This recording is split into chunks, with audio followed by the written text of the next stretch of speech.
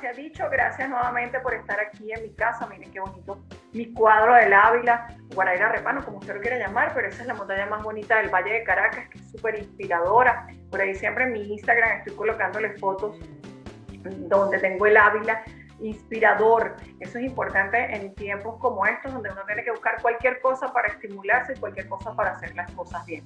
No sé ustedes, pero yo lo comentaba en mi Instagram en estos días en una publicación, que normalmente a título particular yo siempre hago como 200.000 cosas y estoy siempre apurada haciendo cosas, pero a raíz de la pandemia como que uno está más apurado todavía. Los días pasan volando, ya casi estamos en el primer semestre del año y eso indica que tenemos que apresurarnos a cumplir con nuestras metas, con nuestros objetivos y sobre todo a resolver sus casos. Por eso se ha dicho, aún en este formato, mitad Zoom, mitad en estudio, como sea, estamos avanzando porque toda orientación que ustedes reciben por acá en esta pantallita es sumamente importante para el desarrollo de la vida cotidiana de cualquiera. Acá tratamos casos 100% reales, con sus propios protagonistas, si no median en pantalla, median después con los abogados solidarios. Muchísimos casos logramos mediarlos, inclusive algunos que no salen en pantalla, que me llegan directo para negociaciones y mediaciones. Es una satisfacción muy grande cuando uno sienta a dos personas enfrentadas que llegan al despacho que ni siquiera se hablan y que uno pueda al final de 2-3 horas de invertir tiempo en convencerlos que lleguen a una alternativa. La justicia alternativa es lo más importante. De redes sociales las saben, ¿verdad? Empezamos por las del programa shdteleven@gmail.com, correo electrónico, @sedichopiso_televen nuestra cuenta en Instagram y @sedichopiso_tv en Twitter. Mis cuentas personales, @Moni Fernández con una Z y luego con una S en el Instagram, y mi cuenta en Twitter verificada, @Moni Fernández, eso es con una Z. Listo por acá para recibir el primer caso. Y bien, desde el estado Zulia ya está conectado con nosotros también desde su casa la doctora Evangelina Reyes. Ella es odontóloga y tiene un problema con la herencia. Evangelina, ¿cómo está? ¿Cómo le va? Muy bien, doctora, bien, gracias a Dios. ¿Y usted cómo está? Bien, Contenta gracias de a estar Dios aquí en su sano. programa. Amén. Gracias a Dios sano. Ya es bastante para estos tiempos. Así es, doctora. Hacia adelante. ¿Qué pasó? Doctora, la exposición de mi caso es la siguiente. Yo soy la sexta de una familia de 9 hermanos. Mi madre, cuando se unió a mi papá, ya tenía yo 5 hermanos mayores. Su papá era apellido Chacón y luego nacimos nosotras, las Reyes, somos Reyes Zambrano. Ellos son Chacón Zambrano y nosotros somos Reyes Zambrano. En el año, mi papá compró un terreno, no sé, en los años 50 y algo, porque desde que yo tengo uso de razón estoy viviendo allí, yo tengo ya 62 años, pero en aquellos entonces los papeles eran así como manuscritos a mano, no era como nada oficial, un documento como tal, y en el año de 1990, un cuñado que teníamos nos preguntó que si había algún documento de ese terreno y bueno, como que caímos en cuenta que no cabía nada como legal, formal. Entonces, le veíamos como el interés de aquel terreno y entonces nos pusimos de acuerdo las Reyes Zambrano y buscamos el asesoramiento de una doctora, de una abogada y nos hizo un documento notariado en la alcaldía, en la notaría pública de la ciudad de Cabimas, el cual dice que mi mamá, María Eva Zambrano, y nosotras 4, las Reyes Zambrano, como ese terreno lo adquirió fue mi papá Isidro Reyes, aparecemos en el documento notariado como las dueñas de ese inmueble. Originariamente, ¿de quién era el terreno y cómo llegan a formalizar la propiedad de ese terreno en la notaría? Bueno, doctora, en verdad mi papá lo compró porque mi papá vivía en Maracaibo y por su trabajo lo traslada aquí a lo que es hoy municipio Simón Bolívar. Esto era solo Tijuana. Pertenecíamos al municipio Cabimas cuando entonces este sector, y mi papá se lo compra a una persona que no sé cómo es su nombre, pero él lo que le dio fue como algo muy informal, un papel, lo recuerdo muy vagamente, que era un papel de una hojita escrita a bolígrafo así a mano del señor, no recuerdo. Ajá. ¿Qué documento les dio la notaría? La notaría nos dio un documento. A ver, yo supongo, teniendo un poquito de experiencia en esto, que hay es como una declaración jurada que se manifiesta ante la notaría como de que son los dueños, pero eso no es un título de propiedad y eso puede generar problemas. ¿Qué pasa con esto? El terreno, si no es municipal, óigame bien, si no es municipal, sino que tenía un dueño, Hoy porque día sí, hay dos cosas diferentes. Una cosa es la posesión y otra cosa es la propiedad, ¿sí? A veces se confunde. sí. ¿Por qué se confunde? Bueno, porque como la gente nace en esos terrenos, en esas fincas, etcétera, asume, no, si eso era de mi papá, eso era de mi mamá. Entonces, lo primero que hay que determinar si era una propiedad privada, usted me dice que de un señor que de un papelito muy informal le dio a su papá, pero ¿por qué entonces ustedes tendrían, según usted, que haberle comprado a la alcaldía? O sea, eso quedó como sin terminar de hacer el proceso legal. Quedó notariado un documento y ya. Entonces, no, por falta de orientación, no hicimos eso que llaman declaración sucesoral de mi mamá, no declaramos ni enseñar nada, sino que hoy día, ya muerto mi papá en el 2017, en ese documento no aparecía mi papá, doctora, porque a raíz de esa situación familiar que había, que mi cuñado quería invalidar a mi papá porque tenía problemas psiquiátricos, la abogado de ese entonces nos dijo que no era conveniente que mi papá apareciera como lo que era, el dueño. Entonces, ella colocó en ese documento el nombre de mi mamá y de nosotras cuatro, las Reyes Zambrano. Entonces, ahora mi hermana menor, ella siempre vivió allí, ella no hizo su casa, mi papá me dijo, agarre el terreno y haga su casita. Ella no hizo nada, no tuvo ningún interés. Y pasó el tiempo y ella se quedó ahí, ella crió a su hija ahí y ahora quedó sola en la casa. ¿Cuál es nuestra situación? Que ahora ella tiene como una actitud de dueña y señora de la casa, de todo lo que tenga, las cosas pocas que quedaron ahí de mis padres, casi no los deja entrar a la casa. Cuando ellos enfermaron, ella se ayudó algo en el cuidado, pero no ayudó en ningún momento en la manutención de ellos. Y hoy hasta nos cuesta entrar a esa casa y mi hermana y yo, las que somos vecinas de la casa paterna, hemos asumido una actitud como que para no buscar problemas, dejémosla tranquila, pero a mí no me parece justo que eso quede así. ¿Por qué? Porque nosotros tenemos hijos y tenemos nietos y quiero evitar males futuros. Entonces, de allí mi planteamiento, dígame, ¿qué debemos hacer? Porque no tenemos así como Ok, para pagar los servicios de un abogado privado. ok, a ver, primero, ¿quién posee ese terreno y qué hay sobre el terreno? ¿Qué está construido sobre el terreno? En las delimitaciones del terreno, cuando se redactó ese documento, el terreno medía 45 por 46 metros cuadrados, ¿verdad? Hoy día, cada una de nosotros tomó una parte e hizo su casita, pero mi hermana menor no quiso hacer ninguna casa, sino que delimitó el terreno con eso que llaman catastro y quedó allí. Ok, una pregunta, esas casas tienen título supletorio? Bueno, en mi caso sí, doctora, yo sí hice el documento de lo que tomé de terreno del grande, vamos a decir. Luego fui a la notaría, hice el documento notariado, luego fui a lo que llaman aquí el registro en la ciudad de Santa Rita, que aquí se hace por allá, se registró mi terreno y se lo compré a la alcaldía. Vamos a ir al corte un momentito para explicar, porque ya más o menos yo voy entendiendo por dónde va la cosa y creo que no está tan complicada como ustedes piensan. Pero lo vamos a precisar Okay. cuando regresemos enseguida. Antes de meternos en un conflicto con su hermana, tenemos que tener como muy claro cosas como quién es el titular de ese lote de terreno según el registro y según catastro. Se ha dicho. Estoy de vuelta aquí con Guillermina. Ella Evangelina, está... doctora. ¿Perdón? Evangelina. Ay, Evangelina, yo le he dicho a Guillermina todo el programa. Sí, Bueno, no importa, la gente sabe que cambió el nombre a todo, pero usted es Evangelina Reyes, ¿no? sí, señora. De los Sí, Reyes doctora. Zambrano. De los Reyes Ajá. Zambrano. Ok, Sí. tranquila, Evangelina, ya no me voy a equivocar más. Lo que estaba confuso, creo que ya usted me lo está aclarando. Entiendo, eso era un lote de terreno que pertenecía a una alcaldía que luego pasó a ser otra alcaldía. Eso no importa porque los terrenos pasan a donde pasa el titular, y ese titular, sea como sea, es una alcaldía. Por lo que estoy comprendiendo, había alguien que era pisatario de esos terrenos y le cede a su papá el hecho de que es pisatario en el terreno.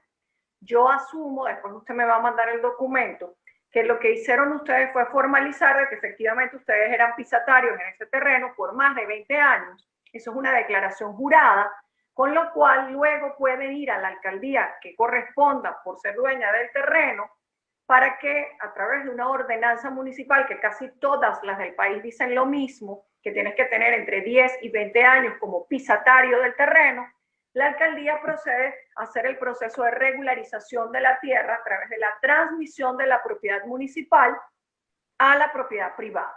Por lo que le estoy entendiendo, y corríjame usted, Evangelina, si no es así, por lo que le estoy entendiendo, usted compró un lote de terreno deslindado y la alcaldía se lo vendió a usted, ¿correcto? Y Sí, doctora, sí fue. Su hermana hizo lo mismo.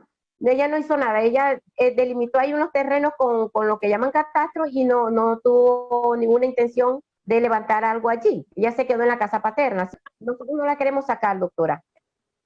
Las bienhechurías. Si Ajá.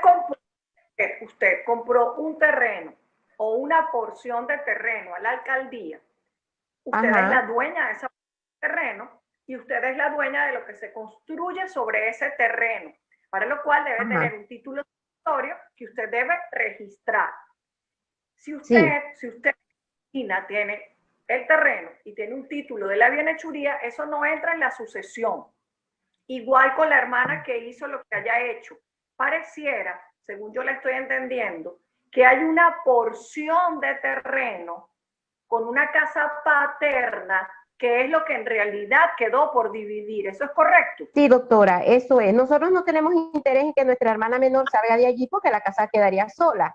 Solo que ella se niega a que repartamos o legalicemos, vamos a llamarlo así, legalicemos, que ella le quede bien claro que eso es como la herencia de nuestros padres al resto de los hijos. Entonces, como ella tiene un carácter muy violento, preferimos siempre, evitamos tratos con ella. Y es por eso que hoy acudo a usted, para que me oriente, para hacer bien las cosas. Sí, el tema acá cuál es, que yo me imagino que ella observa y dice, bueno, esta tiene casa y tiene terreno, la otra tiene casa y tiene terreno, entonces bueno, entonces yo también tengo casa y tengo terreno, ¿no? Porque para qué tú me vas a pedir dividir algo si ya tú tienes una parte de eso. Y yo supongo que ella en su cabeza, supongo yo que en su cabeza dirá, pero es que si eso era de mis papás, ¿por qué aparece a nombre tuyo?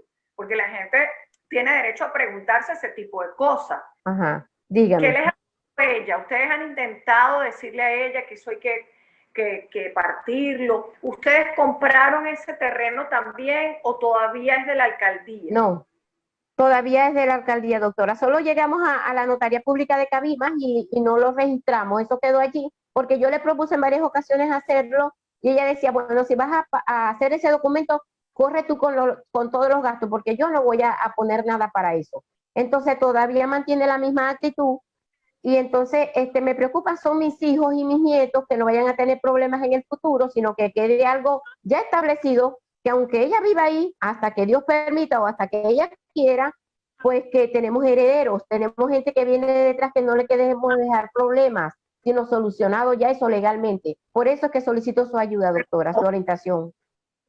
Lo primero que hay que aclarar es quién es titular de ese lote de terreno y si hay algún título o no sobre la bienhechuría. Lamentablemente en el interior y sobre todo en municipios que están distantes de las capitales, se acostumbró mucho en otros tiempos, cosa que no se puede hacer ahora, que todo se lo decían a los notarios, ¿sí? Le decían a los notarios, yo construí esto y esto es mío, y yo tengo aquí tanto tiempo y esto es mío. Todo se lo decían a los notarios, pero eso no son títulos de propiedad, eso son simplemente manifestaciones de voluntad. Y el notario lo que hace es, muy bien, listo. El notario no tiene capacidad para otorgar propiedad de absolutamente nada. Entonces aquí, Evangelina, antes de meternos en un conflicto con su hermana, tenemos que tener como muy claro cosas como quién es el titular de ese lote de terreno según el registro y según catastro, ¿sí? Es decir, que la dirección de catastro, ingeniería municipal, de la alcaldía donde está el terreno, les debe responder a ustedes, mira, el terreno es mío, el terreno lo vendí, el terreno te lo puedo vender para aclarar de quién es el terreno, porque si el terreno es de la alcaldía, no hay herencia que reclamar, está claro, porque es de la alcaldía. Los terrenos de la alcaldía no se heredan, bueno, son pisatarios, siguen siendo pisatarios, pero si la alcaldía deslindó y le vendió a ustedes una porción de terreno, probablemente lo pueda hacer de igual manera con esa porción de terreno donde queda la casa paterna. La otra pregunta es, la casa paterna no tiene título de propiedad, porque no tiene título supletorio, no. Tampoco herencia. Me explico. Es decir, existe, pero hay papeles. Entonces hay que hacerle los papeles. Y ahí es donde ustedes se pueden poner de acuerdo de una manera menos traumática de sacar un título supletorio a nombre de los herederos que le correspondan. Porque si no, estamos peleando por algo que no existe. Pues. Yo no puedo pelear por algo que no existe y no puedo pelear por algo que no es mío. Aunque yo esté allí metida viviendo, tengo que formalizar eso para saber a quién le toca, en qué porcentaje le toca, qué papeleo hay que hacer, etc. Rescato de esto, y escúcheme, Evangelina, que ustedes no tienen ánimo de sacar a su hermana de allí. Con eso me voy al corte, regresemos y retomamos con esto. Enseguida estoy con ustedes.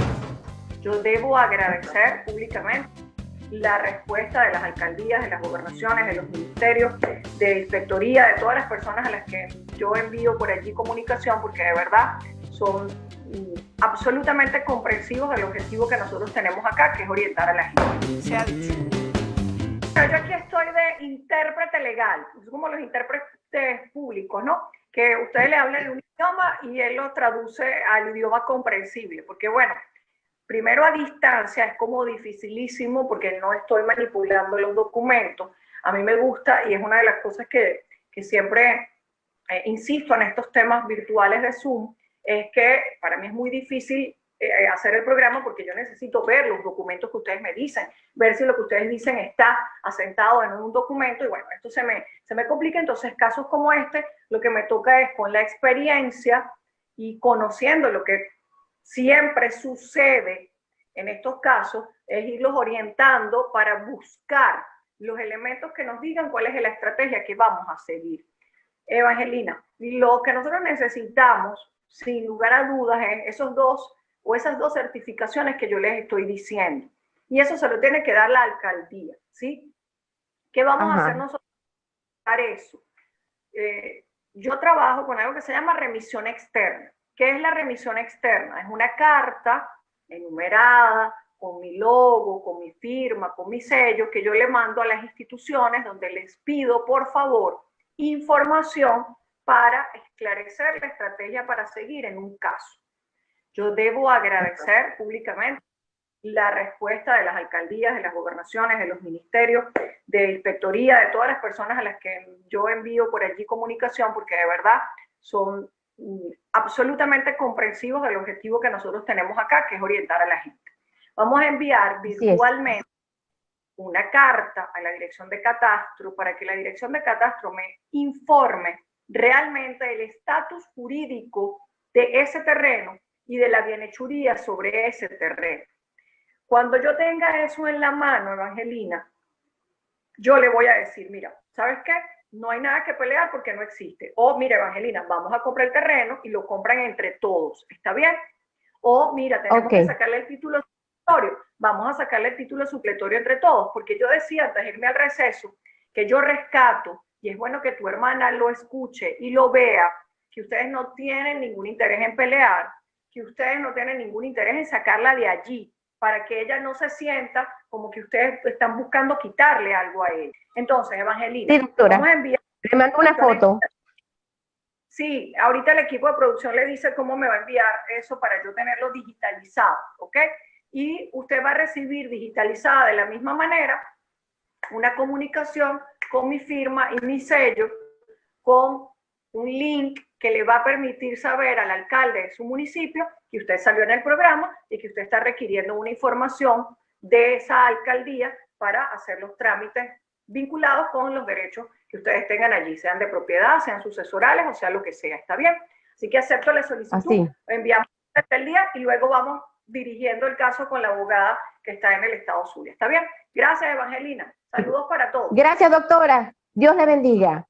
Amén, se ha dicho. Bien, estoy acá con Ender Colmenares, él está en Barinas y tiene un reclamo desde el punto de vista laboral. Ender, buenas tardes, bienvenido. Gracias, muy amable por su atención. Bien, Ender, cuéntame de qué trata su caso para ver hacia dónde encaminamos su solicitud. Bueno, doctora, en el año 2018, específicamente el 30 de noviembre, yo recibo una llamada del Departamento de Talento Humano, el de la institución en la cual yo presto mi servicio, informándome que debo presentarme el lunes. Eso recuerdo muy bien que fue el lunes 3 de diciembre de ese mismo año 2018. Me presento en la institución y me informan de manera verbal que estoy despedido. Yo digo, bueno, está bien, deme mi notificación de despido, mi constancia, o sea, mi soporte, para yo dirigirme a la autoridad. El abogado, en aquel entonces, el abogado de la institución, no me dio ningún soporte. Yo, en reiterada oportunidad, de manera verbal, ese mismo día le dije, debe dar un soporte, porque de lo contrario usted me puede aplicar abandono de trabajo. Me dice que no, que me dirija a la Inspectoría del Trabajo.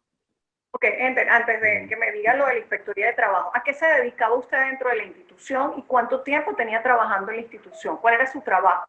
Mi cargo es registrador de bienes. Yo no tengo un cargo de confianza, no, mi cargo es de carrera. ¿Cuánto tiempo tenía en la institución? 15 años para ese momento, 15 años cumplidos. Ok, y su régimen laboral, pregunto, ¿tenía una ley especial? ¿Se regía por el Estatuto de la Función Pública o por la Ley Orgánica del Trabajo? ¿Qué régimen laboral le aplicaban desde que está dentro de la institución? Yo opino que las dos, doctora.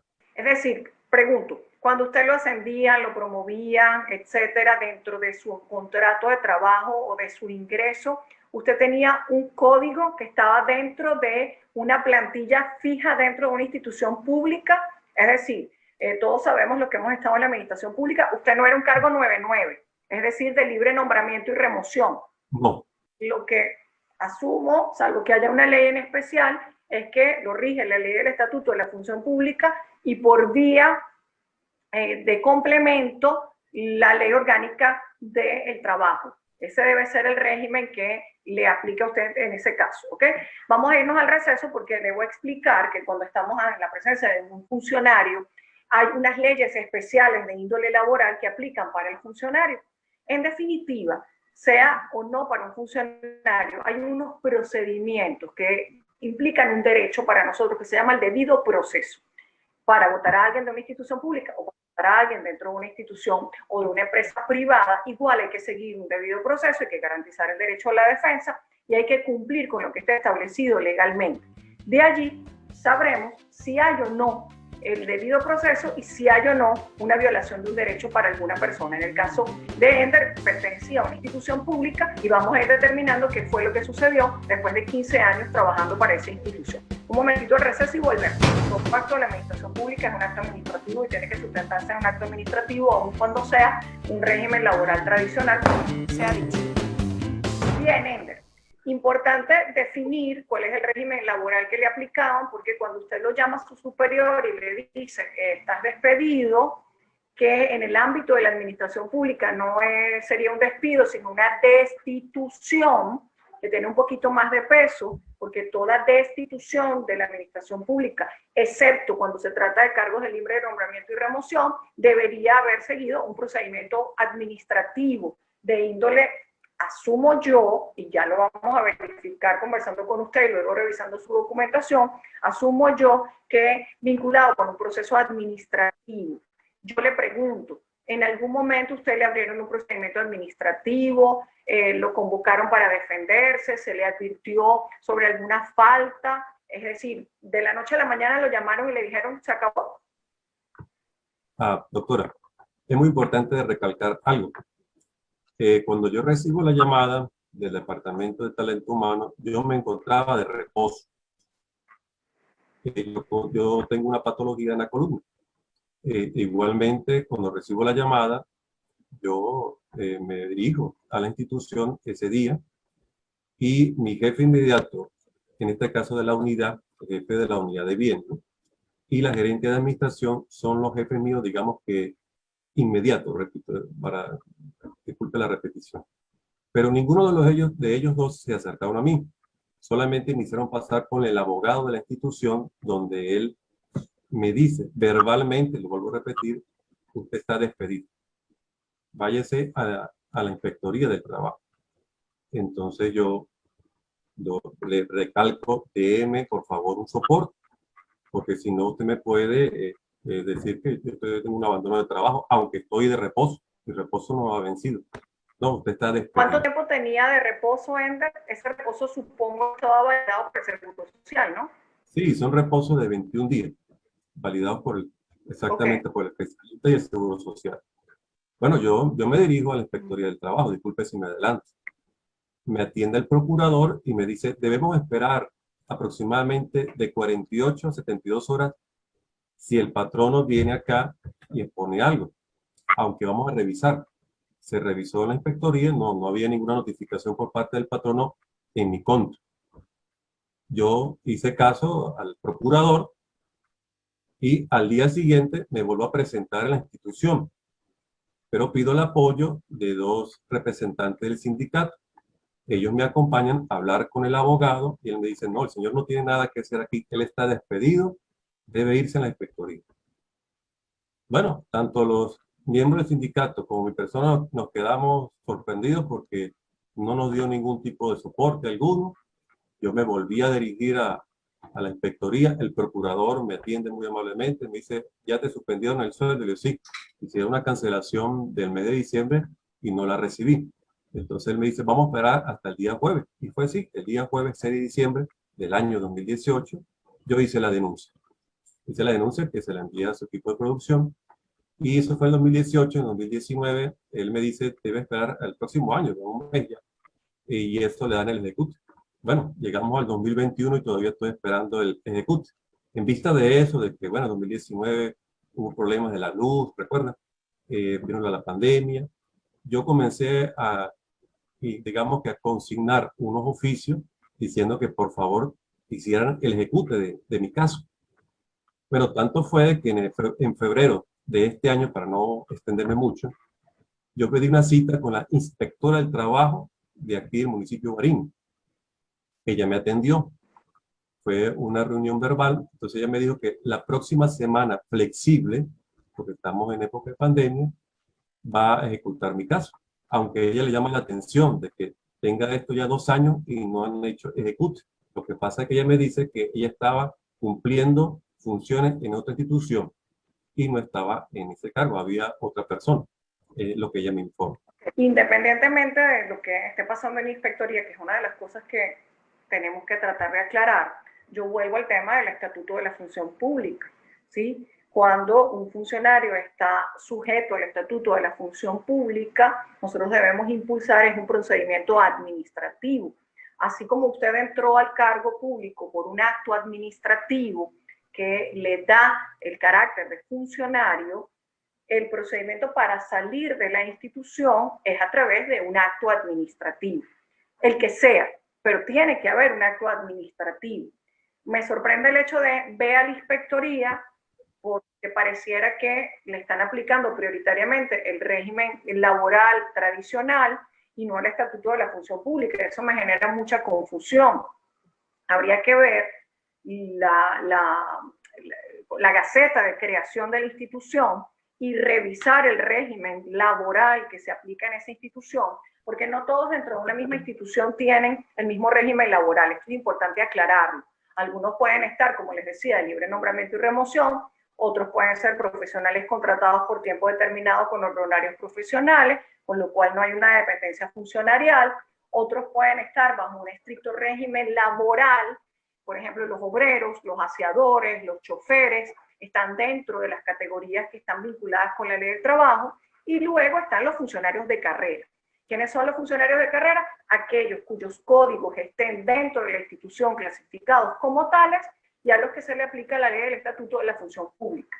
Si se aplica la ley del Estatuto de la Función Pública, pues inspectoría no juega ningún papel, porque deberíamos es encaminarlos a producir el acto administrativo de destitución, que es de lo que yo no he oído absolutamente nada. Pero pregunto además, Ender, si producto de ese despido o no, o de esa destitución sin acto administrativo, por llamarla de alguna manera, después entraremos a ver estos aspectos que le digo, porque a mí me llama mucho la atención nos pasa a todos los que hemos estado dentro de la administración pública, ¿no? Usted pasó 15 años ahí y usted todavía no tiene claro qué régimen le están aplicando. Sí, doctora, yo quiero... Uno tiene como que aclarar bajo qué régimen laboral está amparado, ¿sí? Para poder entonces encaminar la defensa de nuestros derechos. Me iba a decir algo, Ender. Sí, disculpe, doctora, disculpe la interrupción. Yo digo que los dos, ¿en qué sentido? Porque yo tengo un nombramiento. Yo recibí un nombramiento ya como personal fijo. Yo trabajé 2 años como contratado y luego pasé 2 años, pasé como personal fijo a la institución. Tengo un nombramiento. Digo de los dos, de la ley de estatuto de la función pública, porque a veces digamos que la gerencia de talento humano aplicaba para reclasificaciones, para mejoramiento salarial, esa ley. Pero observo de que las personas que se han retirado o han pasado por el caso que estoy, en mi caso, que le están aplicando la ley de trabajo normal.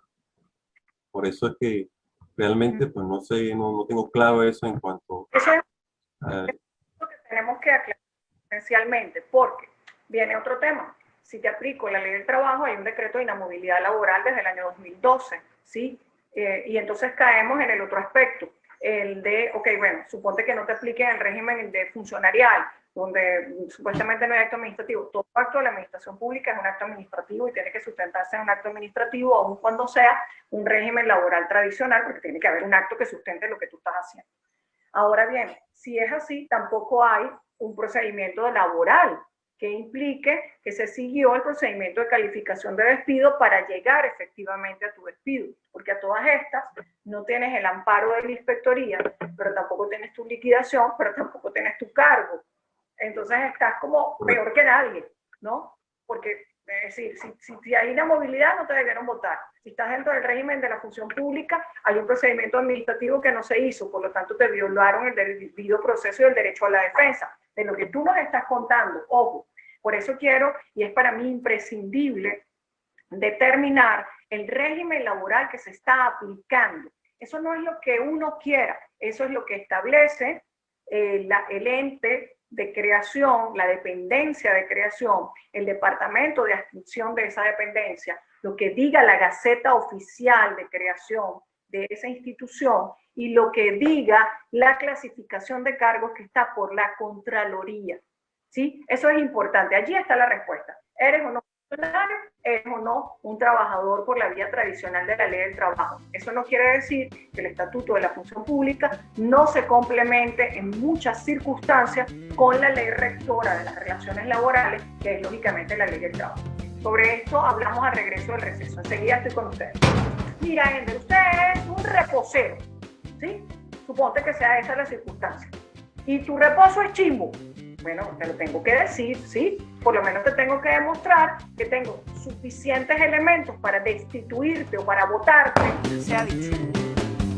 Ya estoy de nuevo acá con Ender, que, pues bueno, espero una respuesta, Ender, aunque sé que alguien te diga, estás bien votado, estás mal votado, eres funcionario, no eres funcionario, por lo menos que te llamen y te digan, pase usted a recoger su cheque después de 15 años de servicio en un ente público. Es decir, dentro de todas las cosas, al derecho debido, a un debido proceso, del derecho a la defensa, de tus derechos laborales, también tienes un derecho humano que se llama el derecho a la oportuna respuesta. Probablemente la administración tuvo razones, sí o no, para destituirte o para votarte, pero te las tiene que decir y las tiene que hacer bien. Te voy a contar mi experiencia dentro de los cargos públicos que a mí me ha tocado ocupar.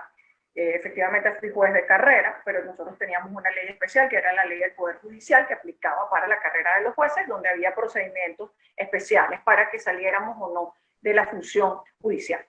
Pero cuando he tenido cargos ejecutivos, que son efectivamente en mi caso de libre nombramiento y remoción, porque son casos de confianza, había cosas que uno como superior, porque los cargos de confianza son cargos superiores, donde tú sabías que un funcionario había que sacarlo de la institución y tú no tenías ni cómo demostrarlo.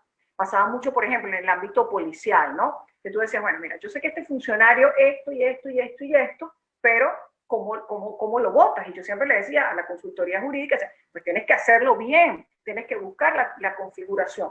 Pero muchas veces en la administración pública se presta para que el chisme o lo que yo sé o lo que a mí me dijeron o lo que tú dijiste sirve para que yo te vote, pero no es lo suficiente para que te abra un procedimiento.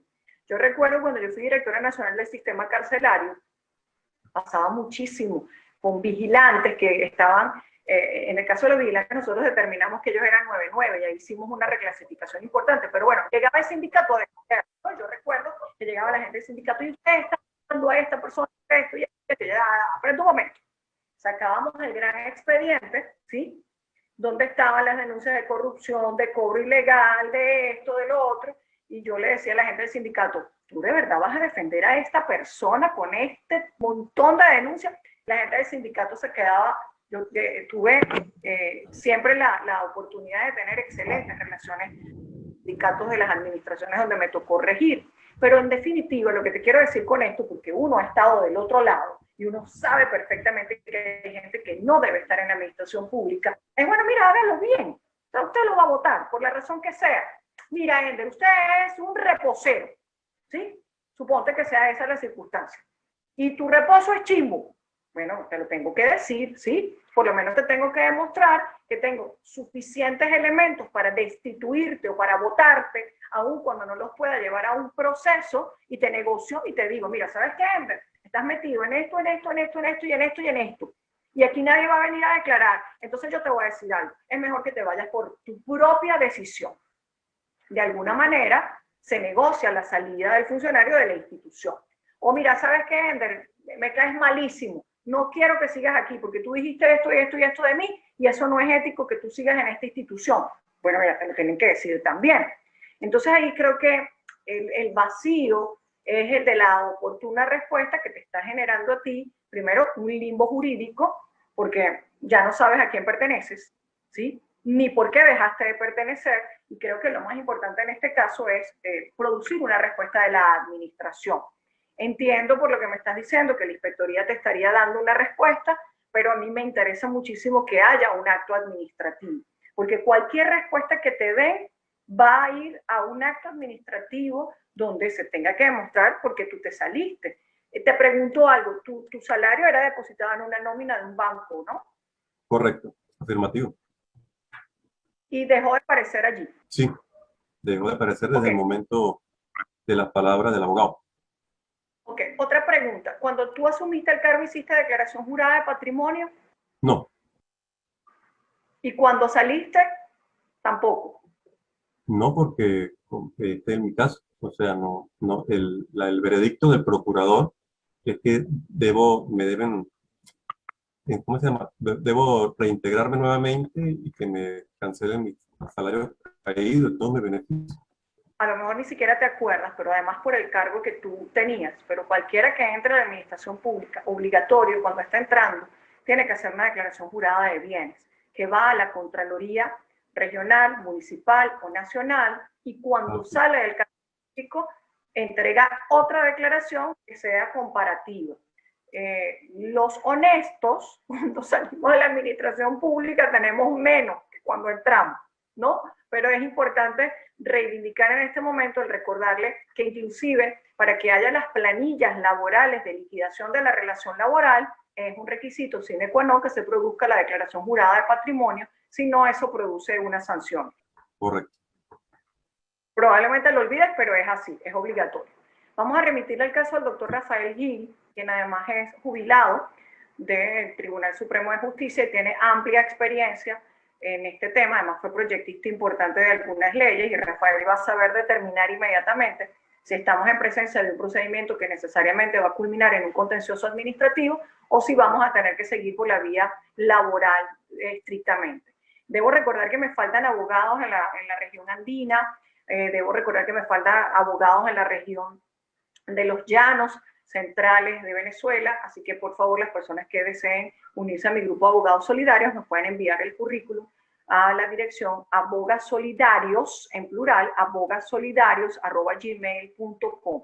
Porque el caso, por ejemplo, como el de Ender, no tengo un abogado en Barinas, por eso lo estoy enviando a los coordinadores laborales nacionales que virtualmente pueden ir encaminando las acciones que debemos seguir. En principio, sea cual sea el régimen que te estaría aplicando, está en el aire, no hay ni acto administrativo, ni hay procedimiento destitutorio, ni hay absolutamente nada que te esté garantizando cuál es tu posición laboral por la cual saliste de la institución y debe producirse. ¿Para qué? Para que te puedas defender, o regresando a la institución, o pagándote los conceptos que te deben, o que en definitiva tú puedas negociar. Si no te quieren, te vas, pero te vas como te debes ir, con la liquidación y los conceptos laborales que correspondan, y no en el aire por un desgaste de falta de respuesta de la administración. Creo que ese es el impulso claro que te podemos dar, sea como sea, hay que formalizar las relaciones legales porque ese es tu derecho independientemente de lo que haya sucedido. Así que acepto la solicitud, Ender, lo enviamos al doctor Rafael Gil y vamos encaminándolo desde acá para que después podamos comentar en definitiva cuál es el régimen laboral que se estaba aplicando para el caso y que se produzca la reivindicación de los derechos de este trabajador. Quienes trabajamos en la institución pública sabemos además que luego de 15 años, 10 años, 1 año, 6 meses, lo que sea, uno tiene como un gusanito espiritual que lo une a la administración pública, uno se siente parte del Estado, se siente parte de las instituciones, y siempre salir de la administración pública le deja a uno un guayabo gigantesco, le deja a uno como un despecho, porque uno se siente que, bueno, se va a morir ahí en ese cargo, sobre todo los que son funcionarios de carrera. Así que mi saludo para los honestos funcionarios de carrera, mi saludo para todos los que tienen cargos de confianza, que tienen una gran responsabilidad, en principio no defraudar la confianza no del que los nombró, sino de nosotros los ciudadanos, porque si hay algo que debemos recuperar nosotros acá es la meritocracia, debemos recuperar la institucionalidad, reconocer lo que es bueno, venga de donde venga, y elevar nuestras solicitudes para lo que no es bueno se corrija en beneficio de los derechos de todíticos los venezolanos por igual, porque en esta pantallita de ese ha dicho, sea en el estudio, o sea en mi casa, o sea en mi oficina, o sea donde sea, los derechos son iguales para todo el mundo, porque los queremos y los respetamos a todos. Me despido, será hasta un próximo Se ha Dicho. Como siempre, se les quiere y se les respeta. Un beso para todos y que Dios me los bendiga. Hasta la próxima. Chao, chao. Gracias. Chao.